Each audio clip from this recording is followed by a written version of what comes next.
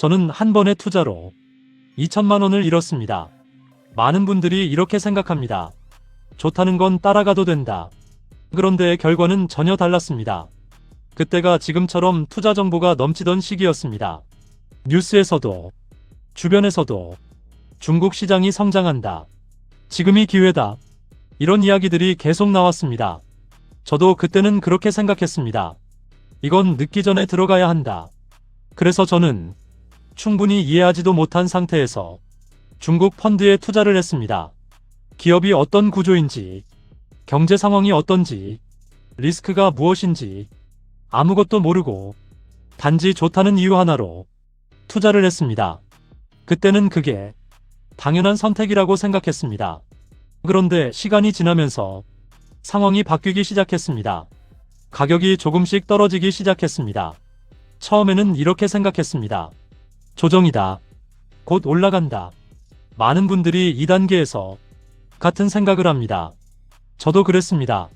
하지만 문제는 그 다음이었습니다. 하락이 계속되기 시작했습니다. 그런데 저는 이유를 몰랐습니다. 왜 떨어지는지, 얼마나 더 떨어질지, 지금이 기회인지, 아니면 위험인지 아무것도 판단할 수 없었습니다. 이게 가장 위험한 상태입니다. 모르고 투자한 상태. 많은 분들이 이걸 가볍게 생각합니다. 하지만 실제로는 이 상태에서 가장 큰 손실이 발생합니다. 시간이 지나면서 불안이 점점 커졌습니다. 계속 떨어지는 걸 보면서 더 떨어지면 어떡하지? 이 생각이 계속 들기 시작했습니다. 결국 저는 가장 나쁜 타이밍에 매도를 했습니다. 그리고 손실이 확정됐습니다. 그때 처음 느꼈습니다. 아, 이건 투자 실력이 아니라 판단 기준의 문제구나. 많은 분들이 이 상황을 이렇게 해석합니다. 운이 나빴다. 그런데 아닙니다. 문제는 여기서 시작됩니다. 저는 이해 없이 투자했습니다. 남의 판단으로 내 돈을 넣었습니다. 기준 없이 결정을 했습니다.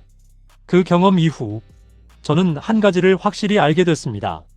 투자는 정보가 아니라 이해입니다. 그리고 더 중요한 건 투자는 결국 기준의 싸움입니다. 그래서 지금은 이 기준을 지킵니다. 첫 번째, 모르면 투자하지 않습니다. 아무리 좋아 보여도 이해되지 않으면 절대 들어가지 않습니다. 두 번째, 남의 판단을 믿지 않습니다. 많은 분들이 추천을 따라갑니다. 하지만 그건 내 기준이 아닙니다. 세 번째, 수익보다 손실을 먼저 봅니다.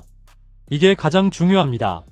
얼마 벌 수 있는가 보다 얼마 잃을 수 있는가, 이걸 먼저 판단합니다.